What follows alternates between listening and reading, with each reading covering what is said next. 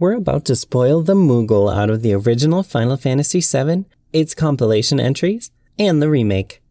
You've been warned. Greetings, fellow scholars of the Lifestream.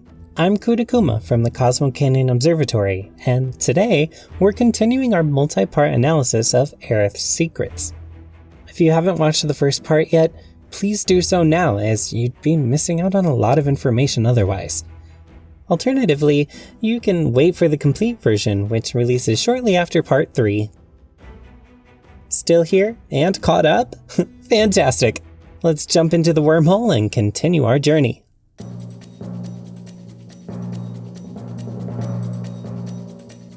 At the start of Chapter 12, the scene before the battle against the Whispers contains more hints. Aerith can already feel the presence of the Whispers, but she doesn't see them yet. Neither does Tifa, who is looking around apprehensively before the scene even starts. This can mean two things. Aerith may feel the power controlling this flock of Whispers. This is the only instance in the game where Aerith is shown feeling their presence before seeing them after gaining the sight, which supports the sentiment. The other possibility is that the Whispers can control their visibility, like the ghosts in Chapter 11. When Aerith assumes her praying stance and pleads for passage, the Whispers finally appear in front of everybody and startle Aerith, proving that she couldn't see them before. She deems the Whispers agents of the planet, and therefore assumes her praying stance to communicate to the planet and ask for passage. However, she probably hasn't realized yet that the Whispers have been taken over by another force, which is why they don't listen to her. One of them is, of course, yet another purple, enigmatic whisper. We have to get past, whatever it takes! This line, while perfectly reasonable in isolation, does have a knowing undertone. The original chain of events has been preserved for almost 4 chapters now, and our party is still not in the process of changing that, which should not trigger the Whisper's appearance here. Aerith knows this, and tells the others that they need to break through in order to get to the pillar in time. She knows how this part of the story needs to play out. Yes, the Ultimania claims that the Whispers appear to ensure that the party doesn't reach the pillar too early. However, neither we nor the characters get the impression that they would arrive too early. Later, when Tifa begins to utter her request for Aerith to get Marlene to safety, Aerith finishes Tifa's sentence for her, as if she already knows about her upcoming task. Tifa did mention Marlene's name when looking at the ghost girl, but that's about it. In her request, Tifa only mentions the bar, 7th Heaven, and nothing more. How did Aerith know that she would ask to save Marlene? She shouldn't know about anything other than Marlene's name from Chapter 11. Furthermore, Tifa seeing a ghost girl and calling her Marlene would suggest that Marlene is already dead. While subtle, this instance of Aerith's foresight makes it clear that she already knows everything. When Wedge fails to convince the gatekeepers to open the passage to Sector 6, Aerith manages to encourage him enough to try again and succeed. Don't give up hope yet. We could still save a lot of lives. You don't think we're gonna stop them from dropping the plate, do you? I want to believe that we could still win somehow. Aerith knows that the plate will fall, as we see by her facial expressions. But she also has faith in Wedge, who is still alive and able-bodied, contrary to the original, to take this new opportunity and save a lot more people. However, she needs to encourage him first for him to successfully pull it off. But something in my gut tells me we're due for a reckoning. Just this feeling. Know what I mean? Yeah, I do. But that's no excuse to give up. I don't want to look back one day and wish I'd done it different. Right here, right now. I need to know I did everything I could. Even if certain things are inevitable, like plate fall, one can still try and make the best of it, which both she and Wedge are able to do. This is the second instance she talks this way, and it will come up again later. This scene never happened in the original since Wedge never gets up again, or at least that we know of. The passage to Sector 6 was therefore never going to open, preventing a lot of people from escaping. It's thanks to Aerith and Wedge that many more people managed to escape this time around. Yet another change enabled by her own meddling. Shortly after, Aerith talks to Marl as if she knows that the plate will fall, and the only thing anyone can do is to get as many people to safety as possible. You all have to get out of Sector 7, now! Please! Slow down. Do you know what's going on? What do they want with the pillar? Well, there's still time, but... They're going to drop the plate on us? Yes. Aerith knows about Shinra's plans from earlier, yes, but she shouldn't know about the outcome. Still, she tells everyone to immediately leave Sector 7, as if doomsday is inevitable. Saying that there's still time, and her sad expression and hesitation, confirm Marl's and our suspicion. The scene with Marlene is a very important one and contains 3 elements we need to discuss. Number 1, Barrett. When Marlene talks about her daddy, Aerith knows it's Barrett, without anyone ever telling her. While she did hear Tifa yell Barrett's name just before Wedge fell off the pillar's staircase, drawing this conclusion correctly, with such conviction in her voice no less, is too much of a coincidence.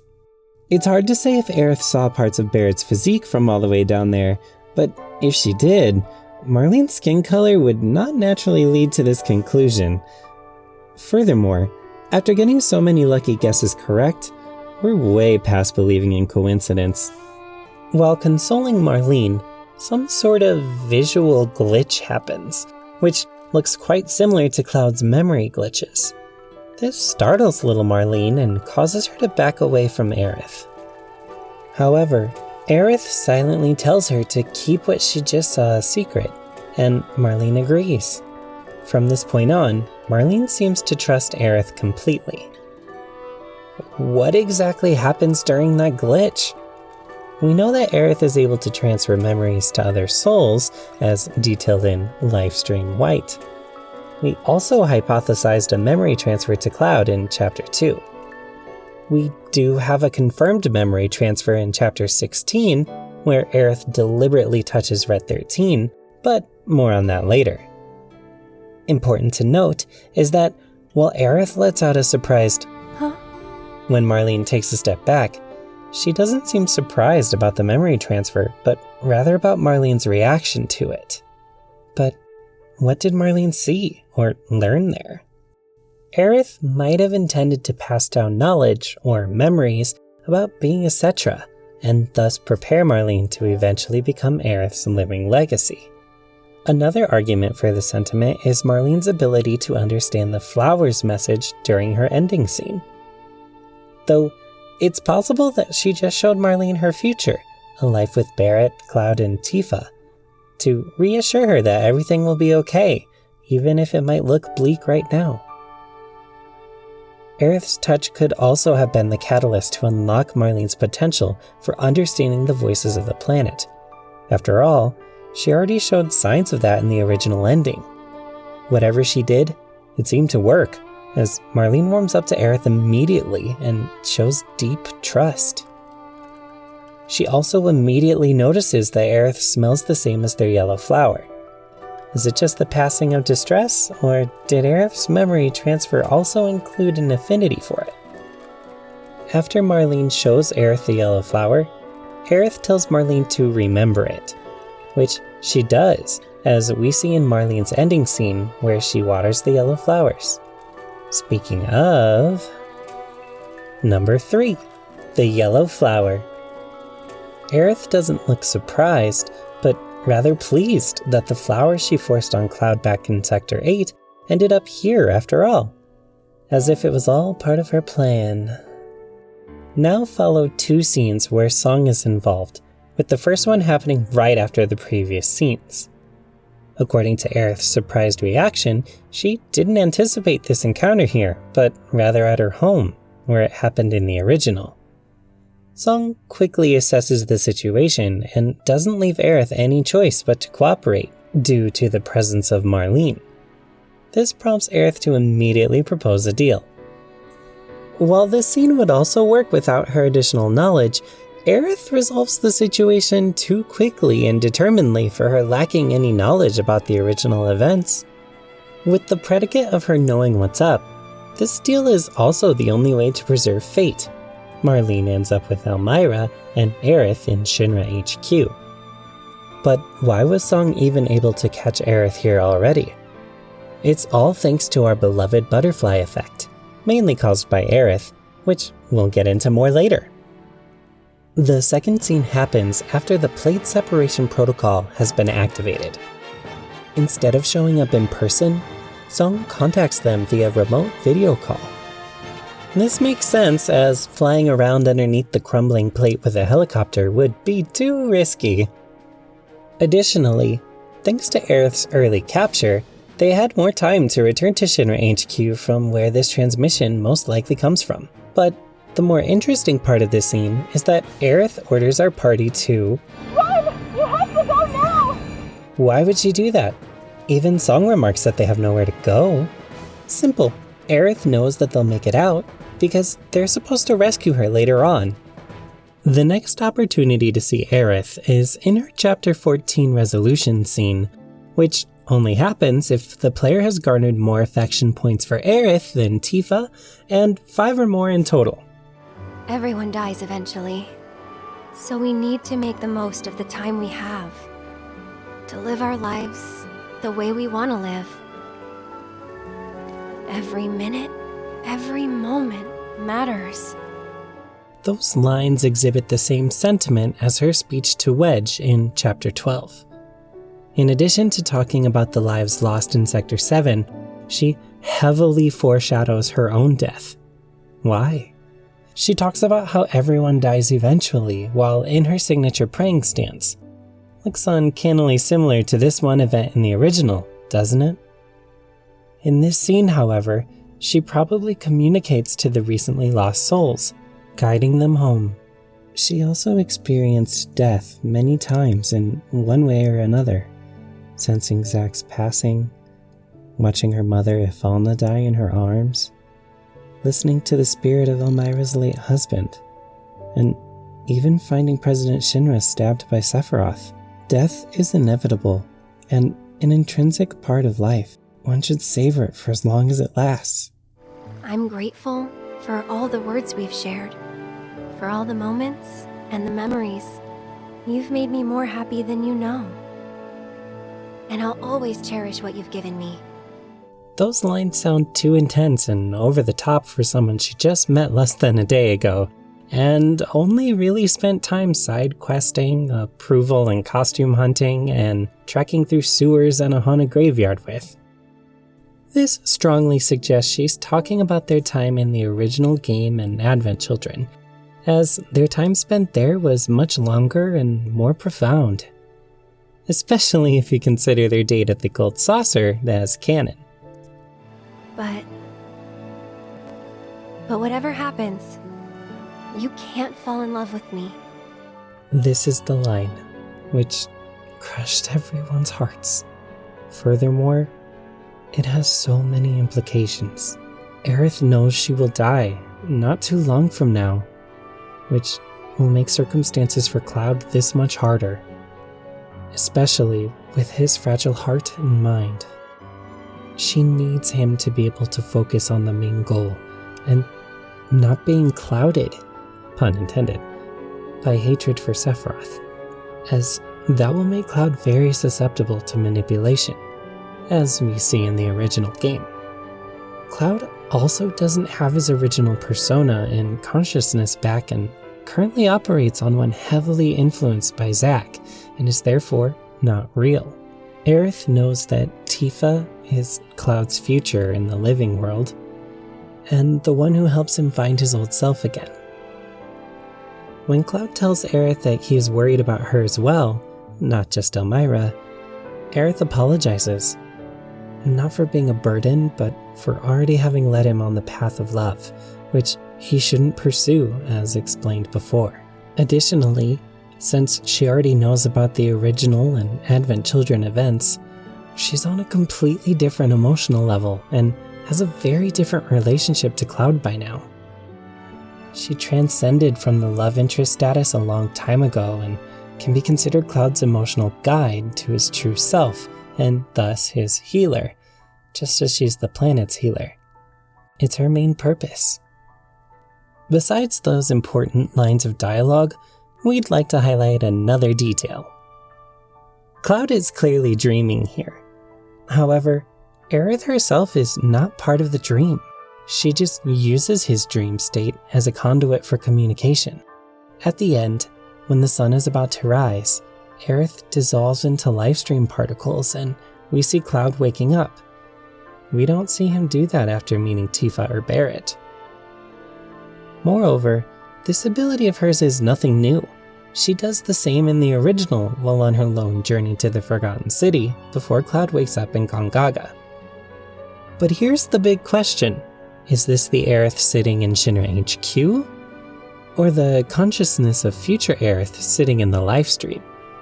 It's probably almost impossible to get any meaningful connection to the planet and the Lifestream on the 65th floor, roughly 500 meters above ground in the lifeless headquarters of the mega corporation, which represents the antithesis of nature. When Aerith enters Cloud's dream in the original, she has already reached the Sleeping Forest, a place full of life and thus connections to the planet. She also talks in a completely different tone than usual. No sass, understanding, motherly, full of wisdom and knowledge, and thus feels much more distant to Cloud. Because of this, and the fact that she dissolves into Lifestream particles, it's therefore safe to conclude that Cloud meets future Aerith, calling in directly from the Lifestream. After some side quests, pixelated JPEG backgrounds, and a lot of running around the enemy's lair, we finally manage to rescue Aerith. However, Ren 13 is also released and startles the party. He looks feral, driven by rage and animal instincts, and immediately rushes after Hojo, only briefly paying attention to our party. Any sane person would run, but counter to all sanity, Aerith tells the others with a serious expression to follow her and runs ahead to catch up with Red 13. We need to go. Aerith! What the? Come on. Hojo gets away, and Red 13 turns around to approach the party. While the others are very apprehensive and get ready for battle, Aerith tells them off, remains calm, and approaches Red 13 fearlessly. She even says, "This child's a friend." while smiling, and then extends her hand to calm Red 13. This only makes sense if she already knows about Red 13's nature and role in the story. She wasn't in Shinra HQ for long enough to get to know him after all, and she couldn't possibly know that he's still a child. According to Bugenhagen, he's 48, which translates to 16 in human years. As an aside, have you noticed that Aerith keeps taking care of children? The ones in Sector 5, Cloud with a mental age of 16, Red 13, as mentioned before, and the planet, which Sid calls a child as well. She's the ultimate mother in the world of Final Fantasy VII. Even Kadaj and Cloud call her mother when being guided by her through the Lifestream and Advent Children. Now comes the most important part of this scene. When Aerith holds her hand over Red 13's head, she casts some sort of healing magic on him, after which he's back to his old and calm self. However, this is no ordinary healing magic. This is something new, an ability she didn't have as a living person in the original game. She transfers an unknown amount of knowledge to Red, accompanied by the same glitch effect we saw earlier with Marlene. We now even see those purple-white memory streaks swirling around Red's head. This allows him to provide the much-needed exposition about the Whisper's nature, purpose, and role in the planet's grand plan later in Aerith's room, which is where we'll go next. By Chapter 17, Cloud has also caught up to the fact that Aerith knows more than she lets on, which is how this conversation even starts. This leads Aerith to briefly talk about the Ancients, who are called the Cetra, the stewards of the planet. This is why Aerith is such an important individual to Shinra. We know that the Promised Land represents essentially the afterlife, the Lifestream. To find the Promised Land, one must return to the planet first. With extracting Mako from the planet, Shinra essentially drained their precious and sought-after Promised Land. Quite ironic, isn't it? Listen to me. Please. Aerith. The Shinra Electric Power Company isn't the real enemy. It started with them, sure, but I promise you, there's a much bigger threat. I just want to do everything in my power to help. All of you. And the planet. Because of the whispers, Aerith can't spill the beans completely, so she needs to keep things vague. This threat obviously refers to Sephiroth and Jenova, for which Shinra is responsible. Aerith should not know about any of this yet. Tifa can't shake her suspicions about Aerith hiding the truth, and prods again. I'm lost in a maze, and every step is taking me further from the path. Every time the whispers touch me, I lose something, a part of myself. In the previous video about the whispers, we established that they're able to remove memory. By touching Aerith, they might remove her additional memory as she's not supposed to have them yet. Those lines have far-reaching implications, so we'll put a pin in it for now and return to this towards the end. Follow them, the yellow flowers. This line has been cracking skulls and brains all over the fanbase. Understandably so. It's an inaccurate translation.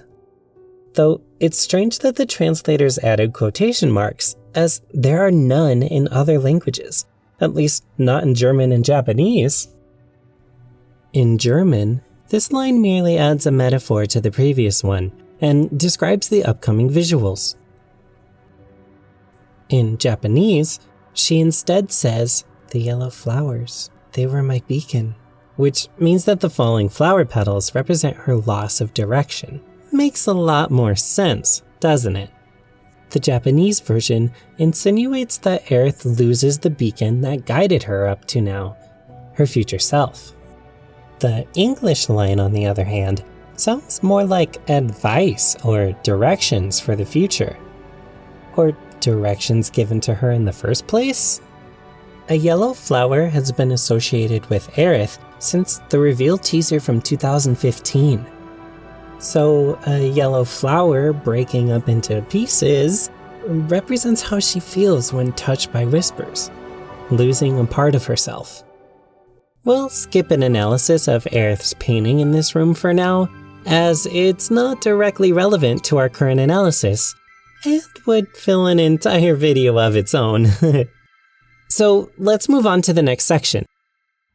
When Sephiroth appears in front of everybody before Jenova's tank, Aerith recognizes him immediately and turns angry. That's not the reaction of someone who merely heard about the death of a war hero on the news. She knows about his nature and the threat he poses to the planet, as alluded to in her cryptic speech in her room and her reaction to Cloud thinking that Sephiroth is still alive. After the first time we switch to Aerith and Tifa using the PHS, the latter asks about Cloud's mental state. Hey, you think Cloud's doing okay? He's been acting really weird lately, more than usual. True, but it's Cloud.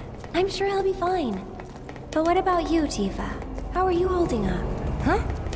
Oh, I'm fine. Aerith knows about Cloud's identity crisis, but dismisses it immediately and redirects the conversation back to Tifa, who is not supposed to know about or dig deeper into Cloud's issues yet.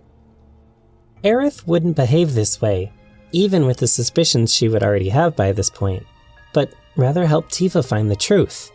That's probably why Tifa wasn't expecting this evasive reaction from Aerith, but lets it be for right now.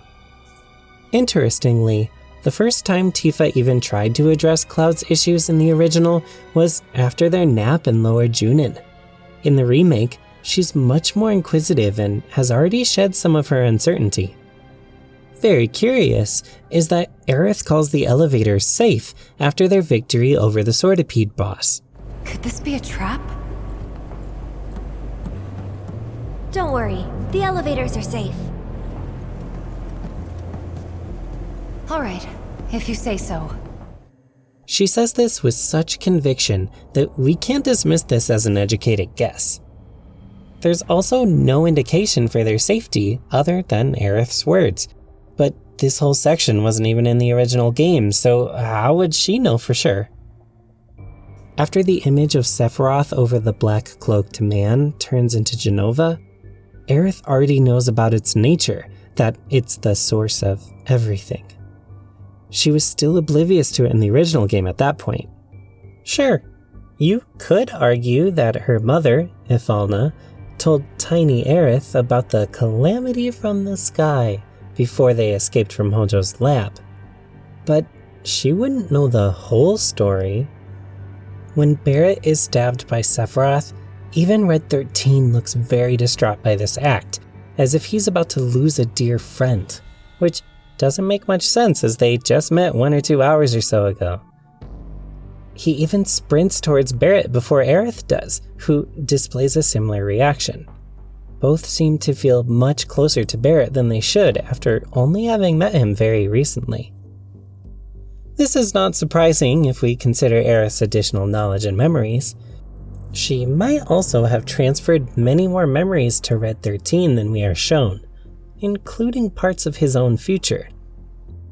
Furthermore, his line about Barret's resurrection carries conviction and doesn't sound like a logical conclusion.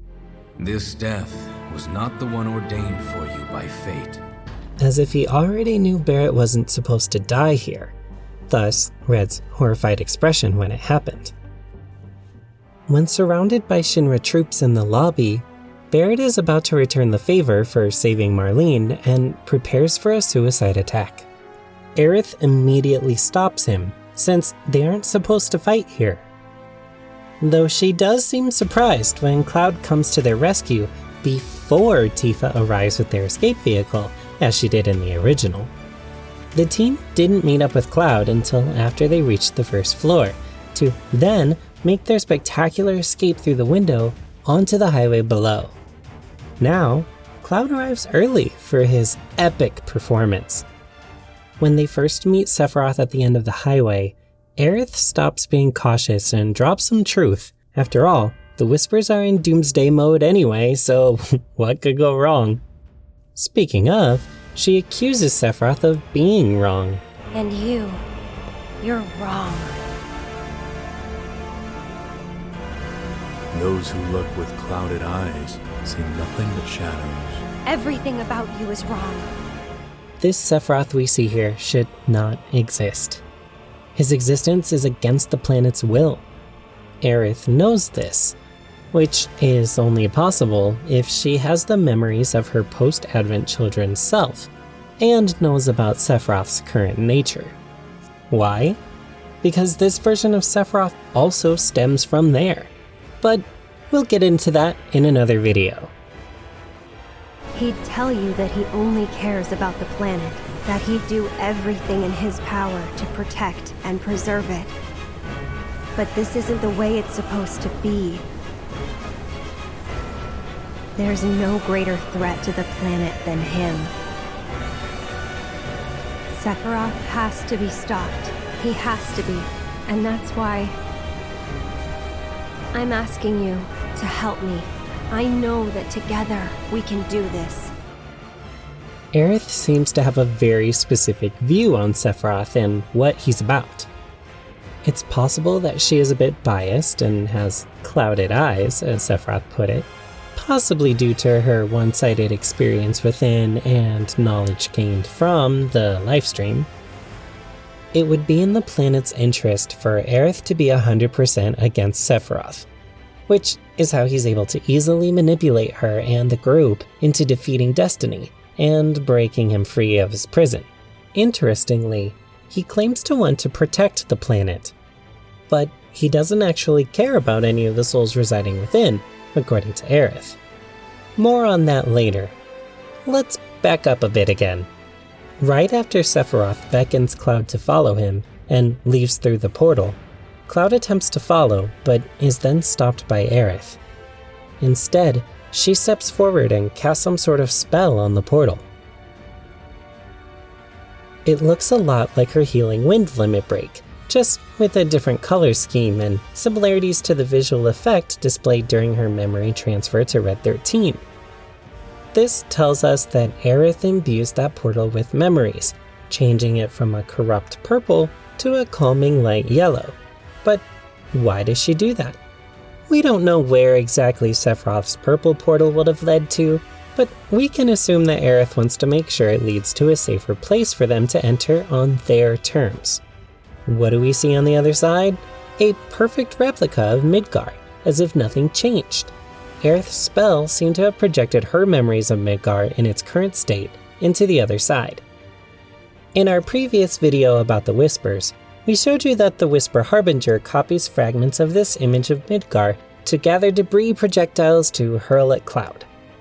During this duplication process, we see purple and white memory streaks, green tinted glitch effects, and even green Lifestream particles, similar to Aerith's memory transfer ability. What will we find on the other side? Freedom.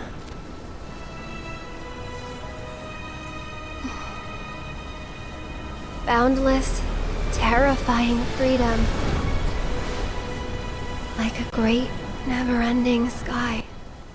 She already talked about being afraid of the sky outside of Midgar in Chapter 8, and we'll mention it again during the ending. We'll get into that near the end of the video. Here, she references the world outside, especially one unrestricted by destiny and no predefined future. If we succeed, if we win, we'll be changing ourselves. I guess maybe that's why I hesitated. There's only one scene in the Singularity which pertains to Aerith, and it's right after the first glimpse of the future during the battle against Whisper Harbinger. After transitioning back to the party, Barrett is confused, and Aerith looks a bit apprehensive about answering. She then gives Red a serious look, and with it, the permission to reveal the truth. He complies uncomfortably. A glimpse of tomorrow if we fail here today. Both Aerith and Red seem to know exactly what that memory flash means, which also implies that both know the original timeline up to at least 500 years after the original game's events.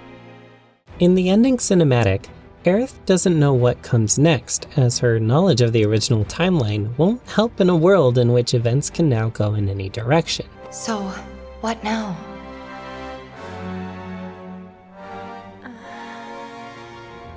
Aerith reassures Cloud that they can and will beat Sephiroth. Red chimes in with a completely different dialogue than in the original. If it's to be a hunt, you could use a nose like mine. Here, Red unconditionally lends his services to Cloud.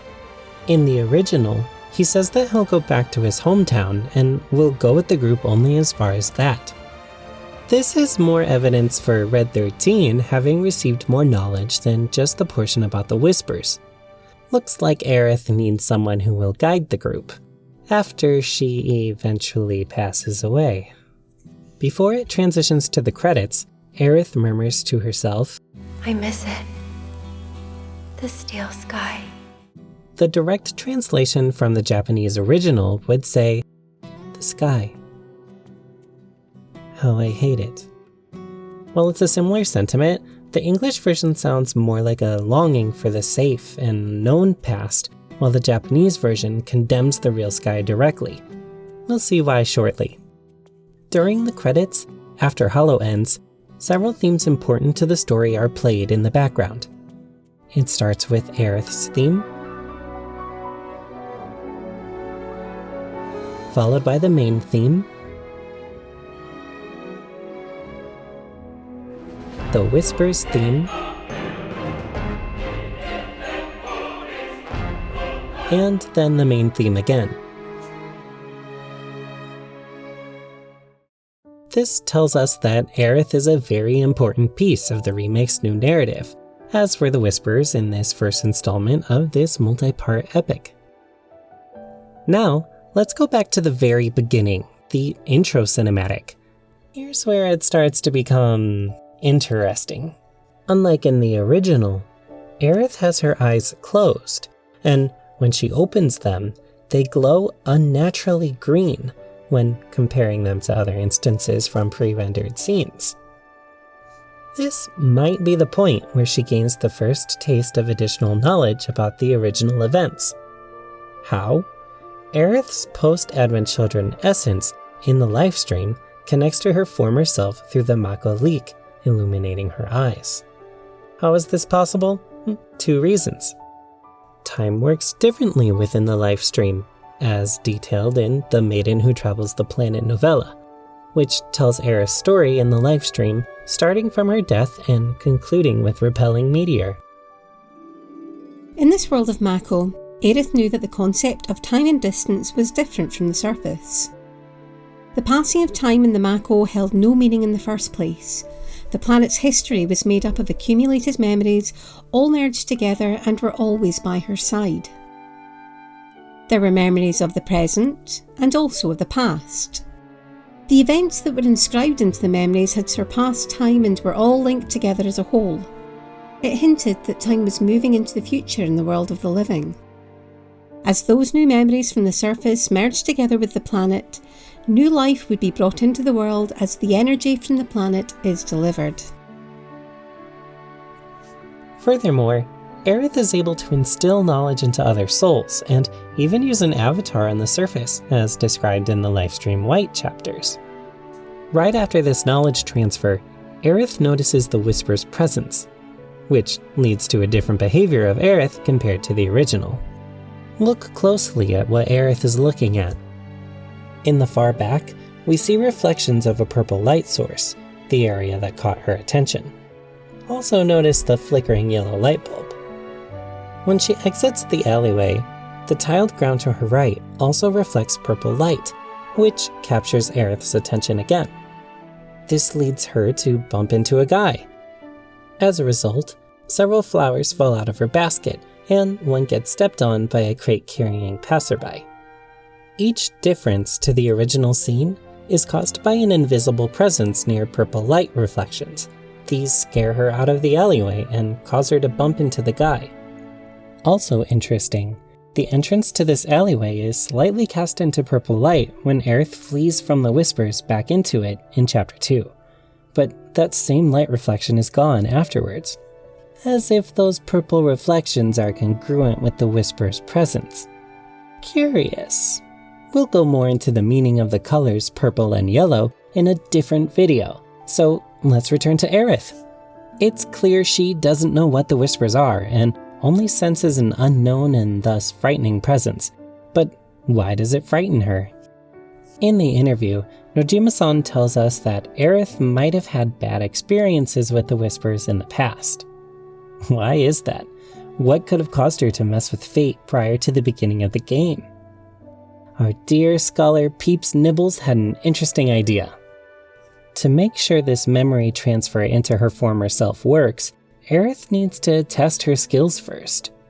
She instills small fragments of knowledge into her former self at earlier points in time to see if it works as intended, which summons forth Whispers who observe or even correct her deviation. Those deviations must have only been minor, as she can't see the Whispers yet, only feel them, thanks to being etc. There's another possibility, but that's for later. Why did future Aerith choose this specific point in time? It's right before Sephiroth starts interfering in the original events. Additionally, using this moment of Aerith communicating with the planet leads to less confusion upon receiving that knowledge. We theorize that Aerith received her knowledge about the original timeline here, but most of it gets removed again by the Whispers flying around her before she meets Cloud, possibly again before she touches him. That's why she already knows more than she should, but also seems oblivious to some details. What led us to this specific conclusion? Music and behavior. If we get Aerith into view immediately during Chapter 2, we can watch her desperately and unsuccessfully trying to sell the yellow flower to several people trying to leave the area after watching the Mako reactor explode. When observing her for longer, she stands in place, fidgets a little, looks around for more customers, and occasionally turns her head to peek down Loveless Street, the direction Cloud will be coming from. Why is she suddenly so desperate to sell flowers, right after such tragic catastrophe no less? She doesn't even do that in the original, and she's also not in dire need of Gil. It's possible that she just wants to bring joy to people in an hour of darkness. However, they seem to prefer artificial flowers. One such store lies just down the road on the other side of the plaza. It's also possible that she went off script already, threatening the upcoming meeting's occurrence while Avalanche was running through the reactor. This might have caused some loss of knowledge, which is why she tries to find the person who is supposed to receive the flower while being hazy about the details. Cloud's weird behavior and similarity to Zack might trigger her instincts.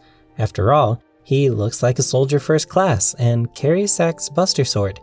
Aerith's surprised expression might confirm this. To make sure the meeting actually happens, the Whispers hold Aerith in place to get Cloud's attention, or maybe even just to stop her from selling that flower. However, she feels their presence and gets scared. What about the music? In Chapter 8, from the moment Aerith wakes up Cloud and until Reno shows up, a piano arrangement of Aerith's theme is playing in the background. It's the same one that plays in Advent Children during their spiritual conversation while Cloud is riding his bike to the Forgotten Capital.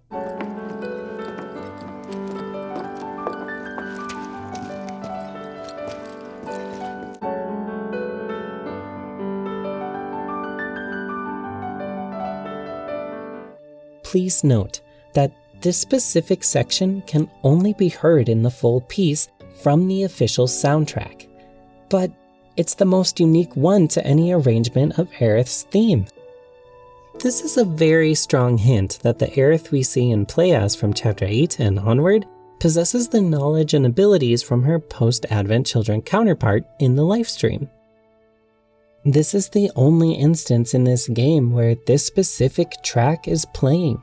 During Cloud and Aerith's first meeting, a completely new arrangement of Aerith's theme plays while she offers Cloud the flower. They could have easily used the Advent Children arrangement in Chapter 2 already, but they didn't. On top of that, it's the second time a track from Advent Children is being used this way. But more on that in the analysis about Sephiroth. And with that small teaser ends the second part of 3 of this extensive analysis. We hope you enjoyed this second act and are looking forward to the finale, where we answer all the questions posed in part 1 and wrap everything up with a big pink ribbon and a very interesting theory. Before we finish, let me take the time to extend our deepest gratitude to our very first patron on the Bugenhagen tier, Peeps Nibbles. We highly appreciate this huge and very generous gesture. That being said, thank you all so much for watching, and please be excited for the summary and crazy theories. Kutakuma, signing off.